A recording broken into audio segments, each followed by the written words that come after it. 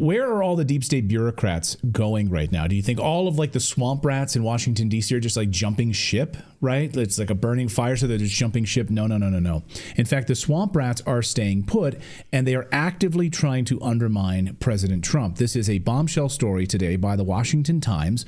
Obama appointees burrowing in for career federal jobs. Now, we're talking about a tactic called burrowing in, where political appointees from an outgoing administration transition into secure career-level federal jobs that they think they'll coast for many, many years, and they'll do it in the next administration before it takes over. So Trump can't fire them, basically.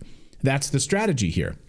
So what's really going on here? Well, during the Obama administration, dozens of political appointees reportedly burrowed in. This means they moved from their appointed roles, and which can be replaced by new leadership. That's exactly what Trump would do, clean house, right? Put in new leadership. Then they transition to career positions that can't basically be fired. They're much harder to dislodge. In fact, they're even harder to find. It's like trying to dig for a rat. Like, where is this rat hiding? In the crawl space. That's exactly what it is. So, in fact, between 2010 and 2015, auditors found 69 Obama political appointees that he himself appointed had made the shift and burrowed in to the new Trump administration. In fact, 17 cases skipped the required approval process altogether. Just transitioned without even getting approval and jumped into these jobs. And they absolutely sabotaged Trump. And the timing here is everything, because when you have a new president coming in, many Obama appointees wanted to cement their positions before Trump could appoint his own team.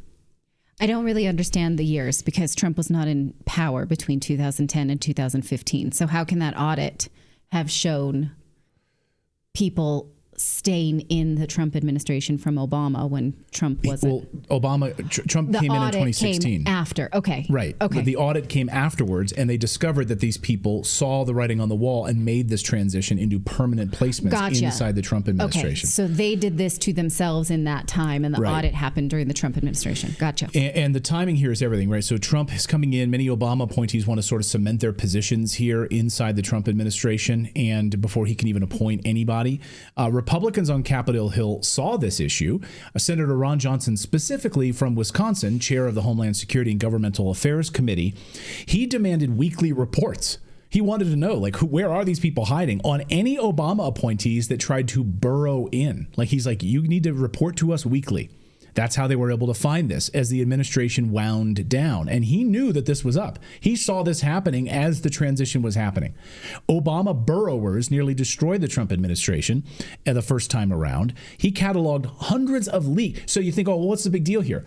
So all of these leaks that were coming out. Remember all of those leaks? It was like, what is this? It's like a massively leaky ship. What's the big deal? We saw that under President Trump's administration, there were people in the Justice Department trying to subvert stories that were unflattering to Hunter Biden in order to oust Trump, who was commander-in-chief at the time. Right. That's the big deal, is we can't have a subversive government. We need people who understand that this is the leader now, and we will work for everybody at the behest of the leader. So Senator Ron Johnson, he had cataloged hundreds of leaks that came from the former Obama staffers that burrowed in. Watch. Actually, a leak a day. 125 leaks in the first 126 days, and 62 of these leaks threatened national security by President Obama's own definition of that, because they were concerned about that as well. They had 8 leaks of a similar nature in Obama versus the Bush administration, about 9. They had 62.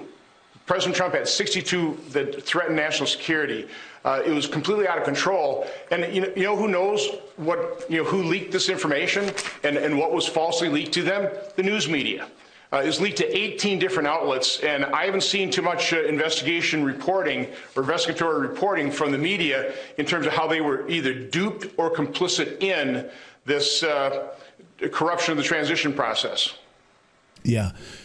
So leaking this information and then right to the liberal media, right? See how this works? So you have all these like embedded, burrowed rats in the Trump administration trying to sabotage him, leaking information out to the Wall Street Journal, the Washington Post, the New York Times, and all of this. And no one investigated But this. it goes beyond just sabotaging the president, because you could also be sabotaging American people at the same time. If you read J. Christian Adams' book about the people who were appointed to the Justice Department under Obama, many of them quite literally believed that white people had no civil rights. And so they refused to prosecute any case in which the victim was white. And so if those types of people who were quite happy to take a job under the Obama administration continued to work under the Trump administration, we have this continuing. So there are various examples just like that. Clint's Collectibles in our YouTube chat says, that's a dam burst. That's not just one leak. Yeah. I mean, hundreds of leaks. Absolutely right about that. So Obama sabotaged Trump's presidency right out of the gate, even before Trump was sworn in. How? He and his staffers orchestrated the fake Russia hoax. They all did this, and the creation of fraudulent documents. It wasn't Obama himself, but it was his staffers, right? That asserted Trump owed his election to Putin. So right away, it started. Almost immediately. How did it start? Because of these burrowed in swamp rats from the previous administration. And Obama wondered last week, how did everything get so toxic? I don't understand how we got so toxic and just so divided and so bitter. And I get why sometimes people just don't want to pay attention to it. And we all have friends like that. We have family members who just like, it's all a circus out there. I get that. Do you? Wonder why. Why is it so toxic, Barack?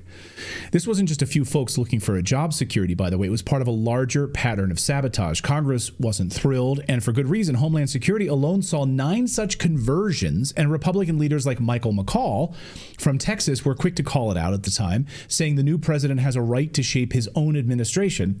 Now, why should this matter to you? I mean, other than the sabotage and the bringing down of a president you may have just voted for? Well, it's all happening right now, all over again, right in front of us and right in front of our eyes, according to the Washington Times. Now, as Charlie Kirk pointed out, these intelligence agency deep staters are planting landmines everywhere for Trump right now. This is why we should care. To be able to thread this needle right into January 20th, then the intel agency is going to win. It's the intel community right now that is plotting against Donald Trump. The NSA, the Central Intelligence Agency, the FBI, the Department of Justice, the Department of Defense, the Pentagon, they're leaving little landmines for Donald Trump all around the government right now. This is exactly what Dwight D. Eisenhower warned us of, and Donald Trump won a mandate to fight all of this, and it is going to be a battle. That's why all of you, yes, keep celebrating, and we're going to keep on enjoying this, but understand what is coming ahead of us, that the forces are being marshaled to try to subvert Donald Trump, undermine him, and prevent his presidency from getting started, to stop it right out of the gate. That's exactly what's happening. So the reasons these burrowers are so bad is because these are positions where people can influence government policy long after the administration that hired them has left office. And when these transitions happen without proper oversight, without even approval from the Office of Personnel Management, it undermines the whole merit-based hiring process meant to keep civil service impartial. So here's the kicker, too. While Obama didn't invent this practice, neither did Bush before him, nor Clinton before that. It's almost become a tradition, sort of an outgoing administrations to do some last-minute burrowing. But it needs to stop right now. And I actually would love to know, and I don't know the numbers on this, like how many Trump career people like burrowed in to be a part of the Biden administration? Surely plenty. Yeah. I mean, who knows? I don't know the answer to that. And did they burrow in to try to sabotage him? Because I don't know. I haven't really seen any evidence of that, but maybe they did. Why would any Trump people who were appointed by Trump want to be a part of the Biden administration? Right. But maybe they did. So anyway, we'll follow that story. And the burrowing, we've got to stop it. All right. Well, last week after the election, the FBI announced that it had 2 men in custody and had indicted 3 men for a plot to assassinate President Trump. It came out plat, but I mean plot. What they're saying is they have men in custody who were plotting to assassinate President Trump, and this was at the behest of the Iranian government. Now, in the words of the Libertarian Institute, shaky is what we would use the word to describe this evidence. Even weirder is that one of these people who was indicted had been an FBI informant several times who they say passed on bad intel, but they believe them that when they said that the Iranian government sanctioned this assassination. So it's strange. We're going to try to go through it. Here is the announcement of this. You can find it at justice.gov and then click through to find the criminal complaint for yourself. Notice here it says that they indicted 3 men. 2 of them are from New York. One of them is known as Pop. It's just Pop. Corn Pop? Just Pop. And one of them is from Iran, and they're being indicted for trying to kill a U.S. citizen of Iranian origin. Obviously, that's not Donald Trump. He's not from Iran. So where is Trump in all of this? I'm going to show you in a minute. But the man mentioned here, Farhad Shakeri, he was in contact with the FBI at least 5 times. Here, they wrote out all the phone calls that they had between September and October of this year alone. Why is he talking to the FBI so much if he's planning to kill Trump? The indictment later says that on these calls, he passed along what they now know is bad information. But for whatever reason, when he said that he was doing this on behalf of the Iranian government, that part they believe. Okay. The indictment says that he started this assassination plot of the U.S. Iranian person in December of 2023, again, targeting somebody else, not Trump. And it says that they wanted to kill this person because this Iranian U.S. citizen is an outspoken critic of the Iranian government. So that's why they wanted him. But somehow along the way, they were told to pivot to Trump, who they call victim 4. Take a look here, where they said, we're planning to kill this other dude, basically. But then we got this word to start to ditch that project and put on all your focus on surveying and ultimately assassinating former president of the United States, Donald J. Trump. Now, can you imagine the FBI's file on Trump? Because this here, in this file, he is victim number 4. In the Michael Cohen file, he's co-conspirator number A or 1 or what have you. And then in many other cases, he's the main target. So what a mess their file on Trump must be. Now, how do we know that Pop and the other 2 were working on behalf of the government of Iran? The indictment just says that. But there's no sources, no backup. They just say, because Iran does this regularly, so that's why we're sure that they want this. There's no sourcing here. They don't prove it. They don't even seem to think they need to. So maybe they know that this is happening in a way they don't need to prove to us. But given how often the U.S. has sanctioned Iran over nuclear weapons that they have never proven, that threshold for wanting to see proof that this is from the Iranian government is pretty high now, right? We should demand proof of this. We should not believe them out of pocket. Now, I don't want to support a war based on lies and fall for another weapons of mass destruction narrative. So I think we need to see how they know that. That's what I'm asking. I want to know how. So we are led to believe that Iran wanted to kill Trump in and around October, even though in that same month, Trump publicly said that the U.S. has no business getting into a war with Iran. In fact, he said during a press conference in New Jersey, even before that, in August, he said, I'm not looking to be bad to Iran. We're going to be friendly, I hope, with Iran, but maybe not. But we're going to be friendly, I hope. We're going to be friendly. But they can't have a nuclear weapon. We're going to make sure they don't have a nuclear weapon, which, again, the IAEA has said many times that they know that they have not seen proof of Iran having a nuclear weapon. So are we to believe that even though Trump is saying, I would like diplomacy with Iran, Iran wants to kill him anyway, even though Trump's opponent at the time did not want diplomacy with Iran? That's weird, right? Why would they want him and not the people who did want a war with Iran? J.D. Vance has said he's willing to hit Iran hard. So why Trump in this instance? It only makes sense in the context of those who have warned that this would be a false flag for a war with the Middle East in order to support Israel. And in fact, former CIA CIA employee Michael Scheuer warned us about this on Redacted just a few weeks ago. They may be finished, Clayton, with shooters, but not with a truck bomb or an aerial weapon of some kind. And they can blame it on anybody. They've got all the gangsters in the country they need, and they can set them up. The FBI specialty is setting up Muslim terrorists. They get one not very bright Muslim suggest an operation.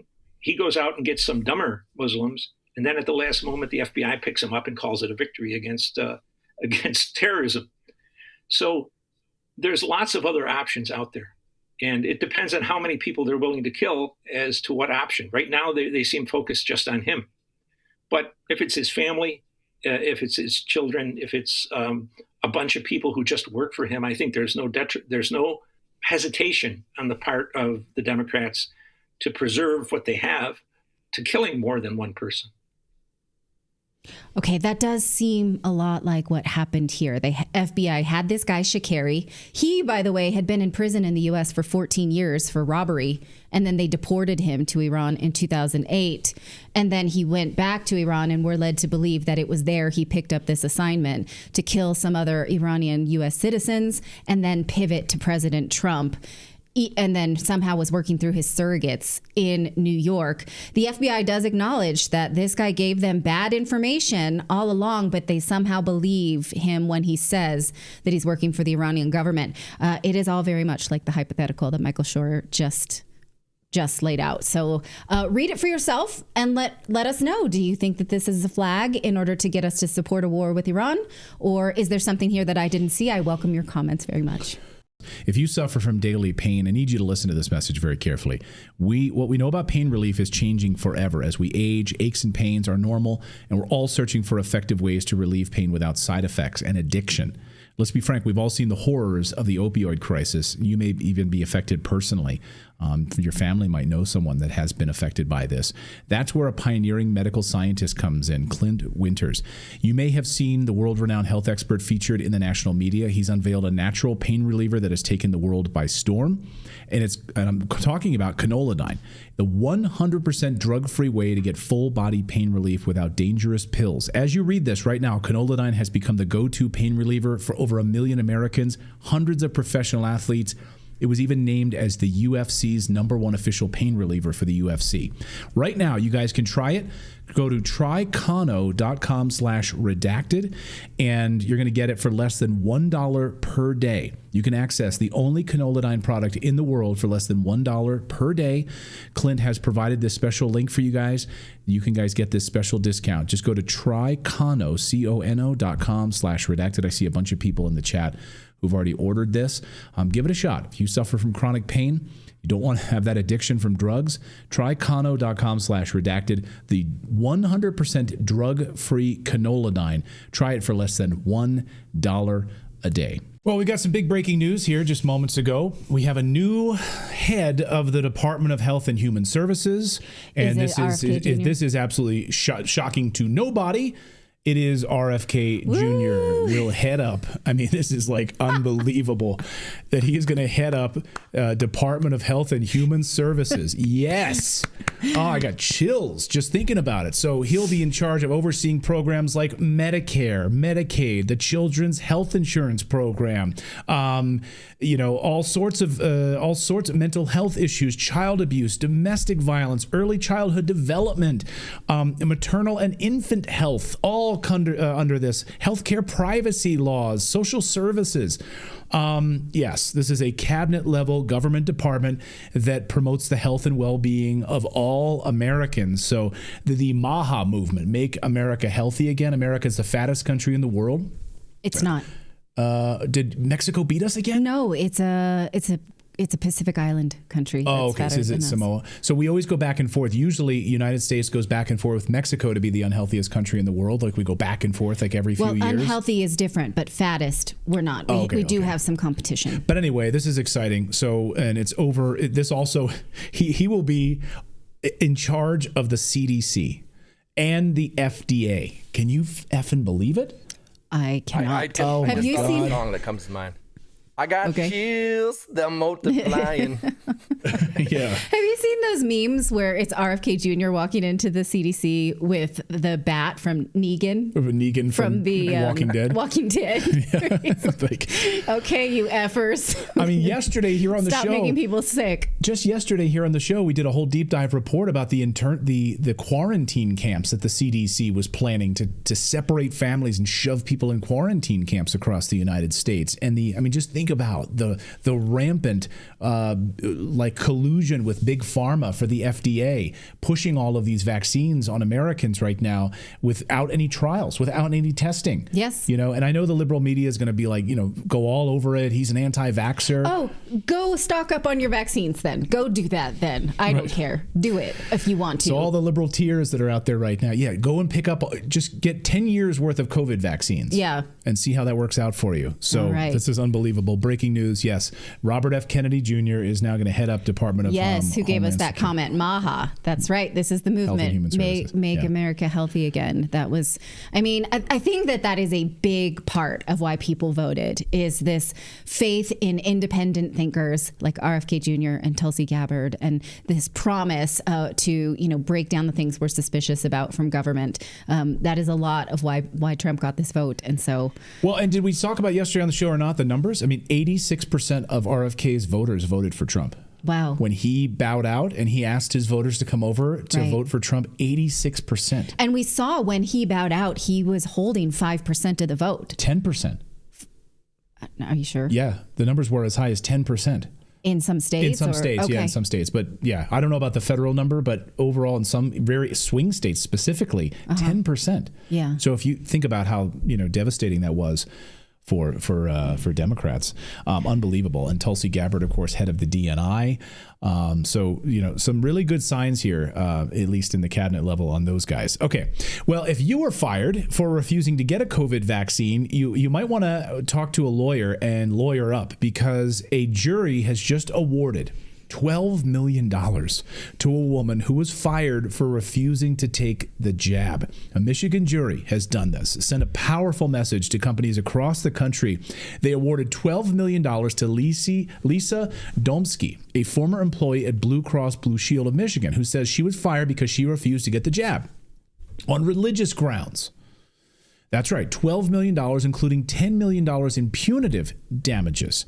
Why? Because Blue Cross wouldn't respect her faith. That's right. Now let's break this down. So Dominski worked remotely as an IT specialist during the pandemic, a job that she'd held for over 30 years.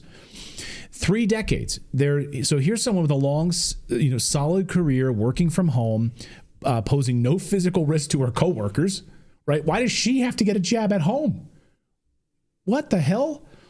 And yet when she raised her Catholic beliefs with Blue Cross, she says her request for religious exemption was outright dismissed. Blue Cross argued she didn't have a sincerely held religious belief.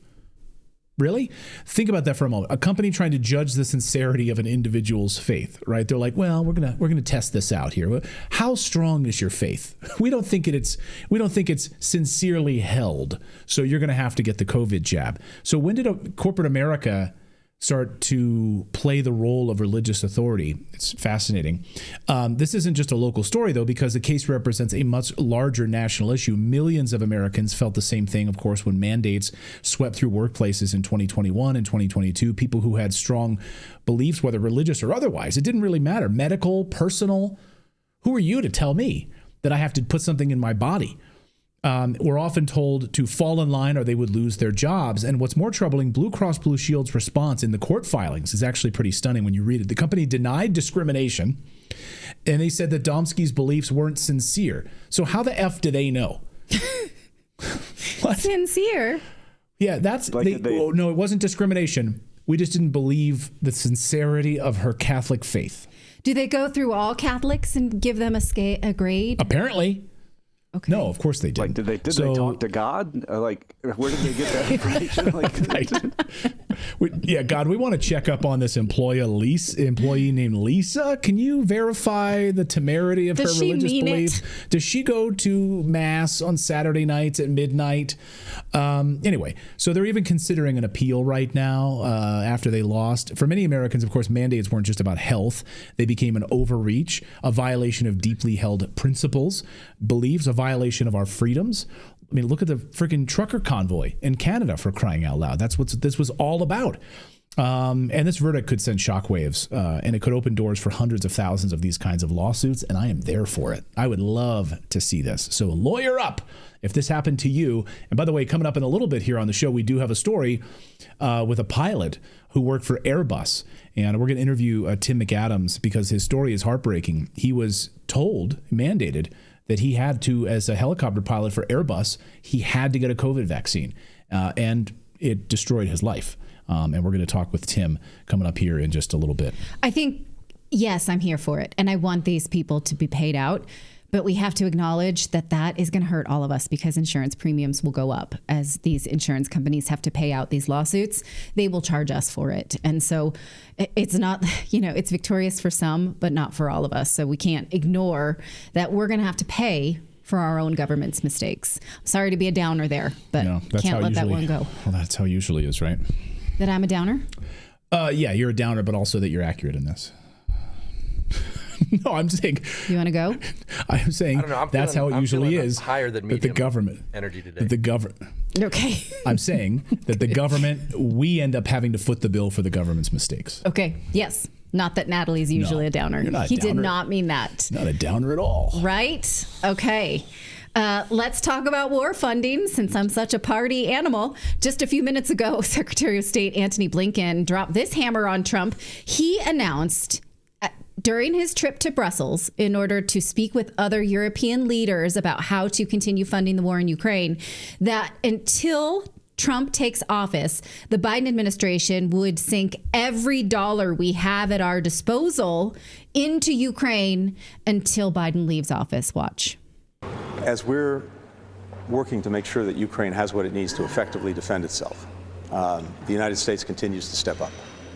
We've obligated just recently and pushed out the door another $8 billion in security assistance for Ukraine. That was in September. Another almost $500 million just a few weeks ago. And President Biden is committed to making sure that every dollar we have at our disposal will be pushed out the door between now and January 20th.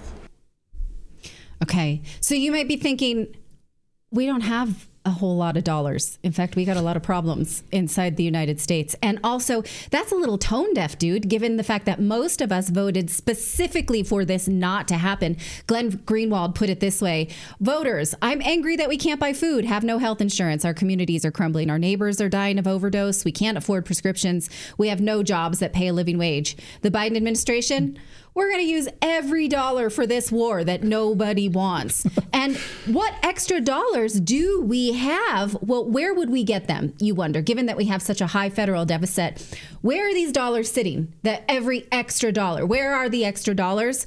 They're created. The Federal Reserve creates them. And in fact, Ron Paul, who consistently warns us about the Federal Reserve, talks about how since the Federal Reserve was created, we've done nothing but fund wars that we maybe would not have done if we could not afford it. Look at his list from his book. Since World War II, we have funded war after war after war.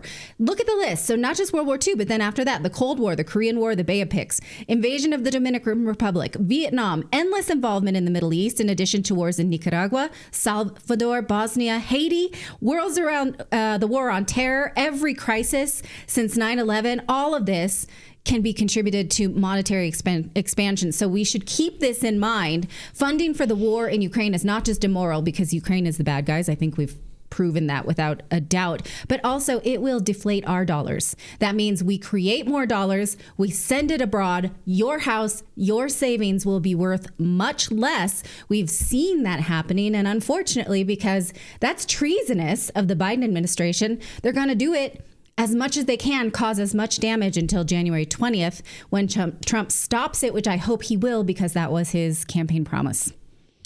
Yeah. I don't know why everybody is so upset. I mean, Zelensky has to be able to afford his $50,000 a month villas in Italy and stuff, like we have to keep funding him. Otherwise he's going to lose his lifestyle. And isn't that like, what is it? What's that women sometimes get from the man if they get separated? Oh, yeah, alimony. He needs alimony from the United States. He's got a lifestyle he has to uphold now that we've spoiled him. Right. And once that war ends, he has to hold elections, which I hope oust him from power. So. Well, Infowars is shut down. Sad day for independent media in America. Regardless of how you feel about Alex Jones or his reporting on anything, it really doesn't matter. It's independent media. And of course, when the government weaponized the Department of Justice and Democrats weaponized that to go after Infowars and shut it down. So if you go to Infowars.com right now, here's what you'll see as of today. Site unavailable until further notice. That's the only text on the screen on the whole freaking website. So this was liquidated as part of the bankruptcy proceedings after his trial with the Sandy Hook thing, where he had to pay $1.7 billion or over $1 billion, ridiculous amount of damages for free speech, and they won.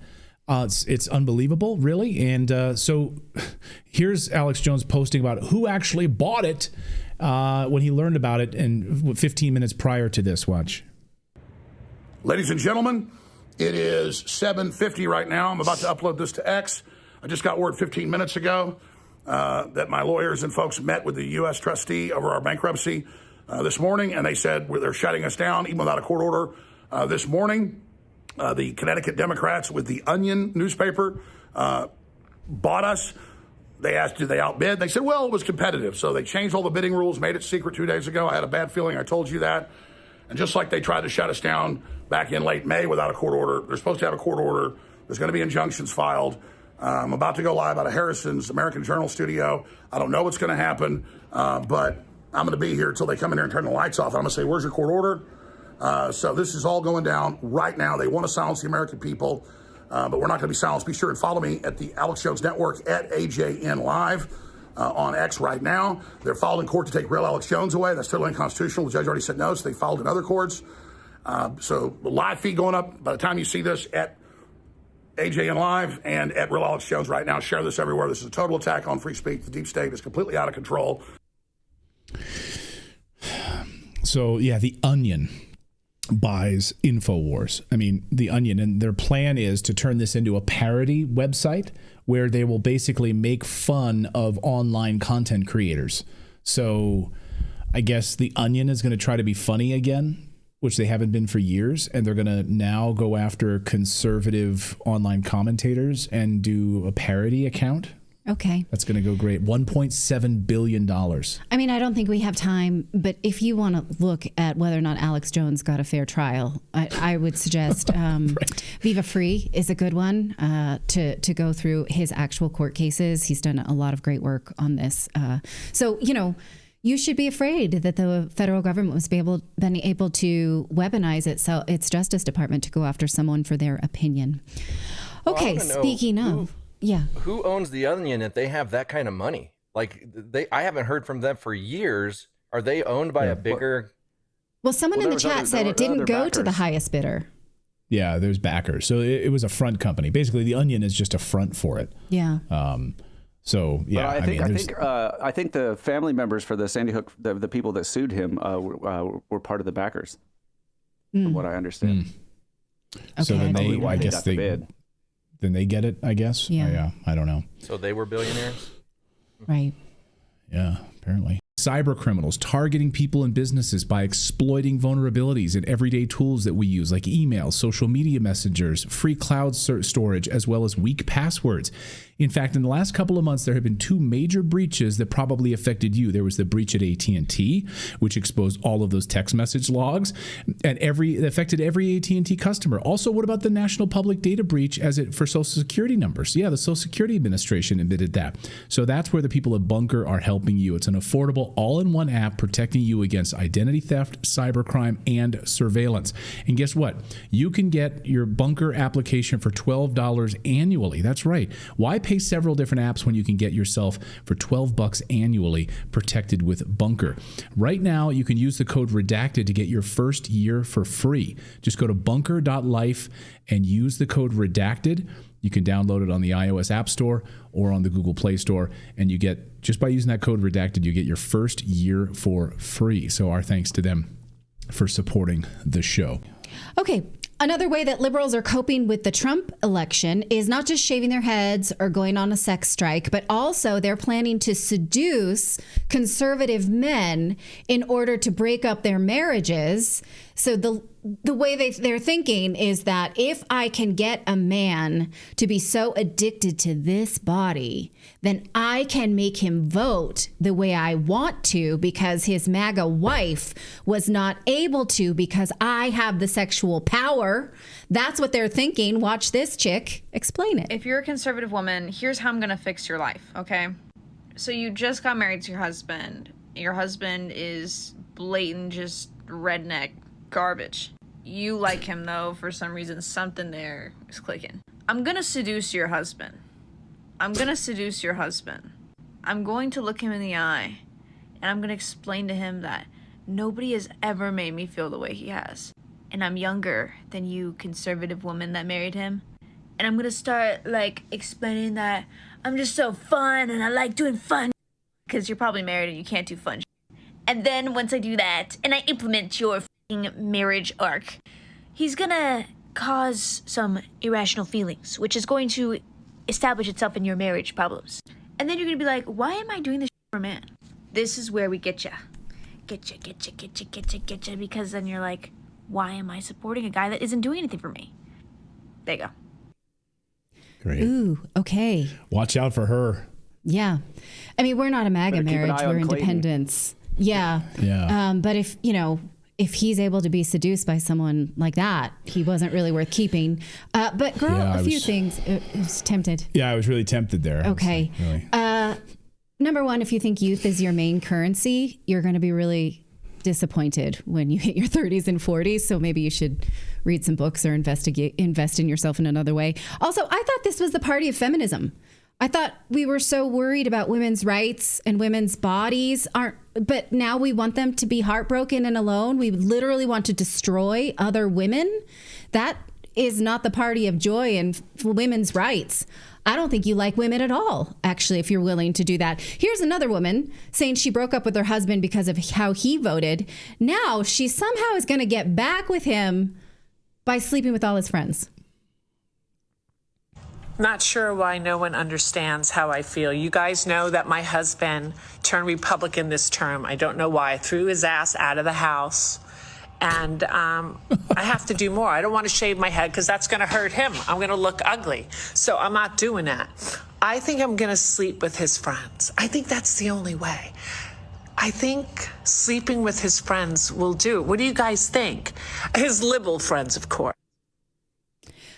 Are you really that selfish? First of all, you don't respect yourself because that's only going to hurt you.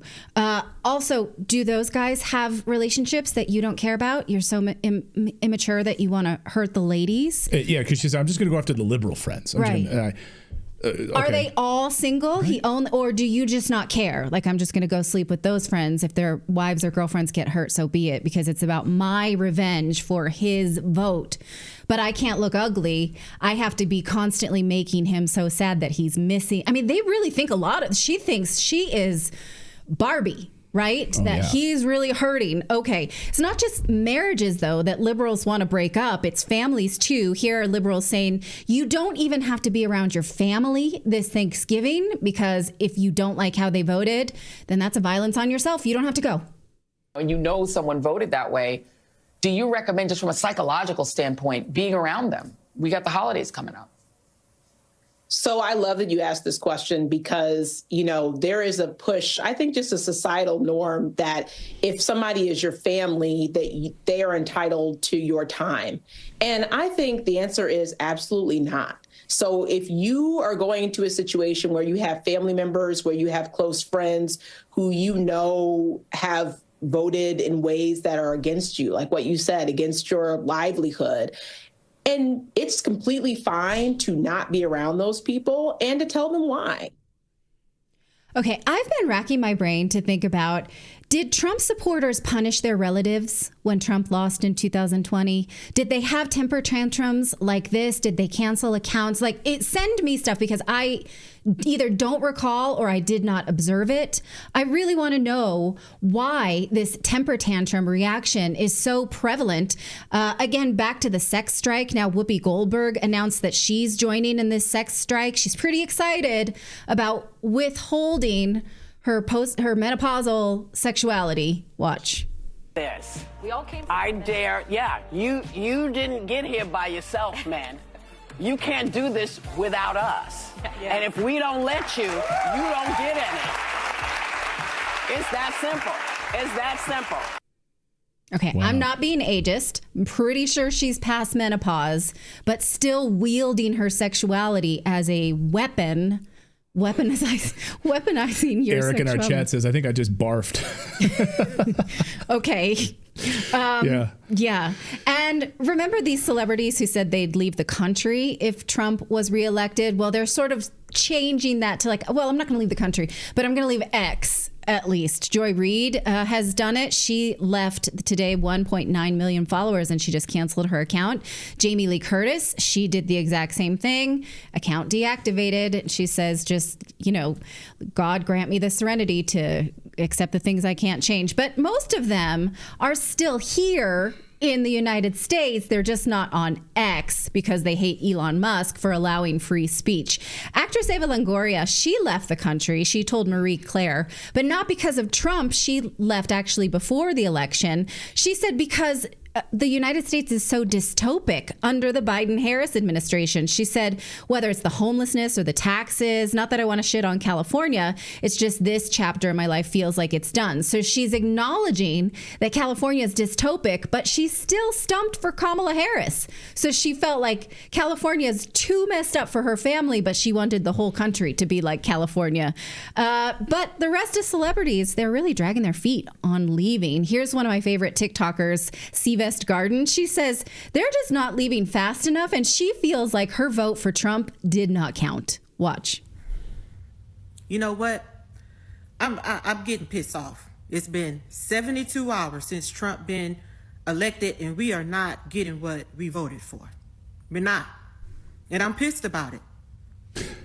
I'm pissed because I could have sworn that these celebrities and these women on The View and all these places said that if we voted Trump in, that they was going to leave the country.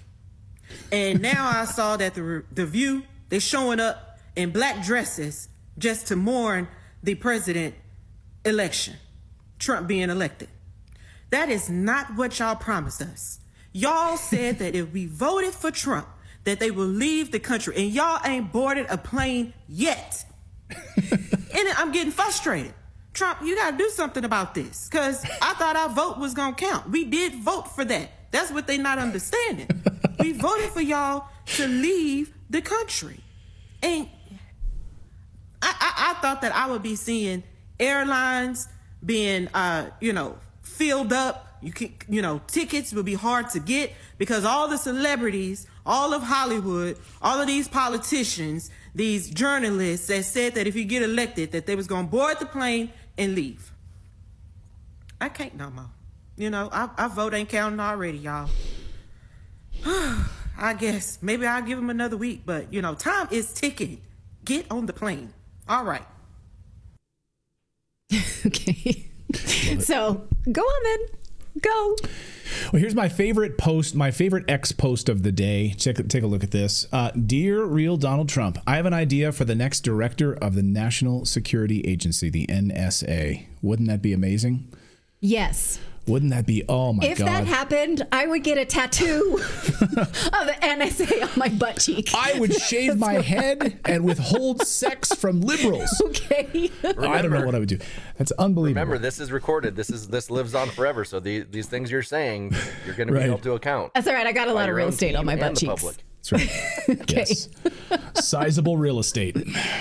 I don't know what I would do. If Edward Snowden was part of the cabinet, I don't know.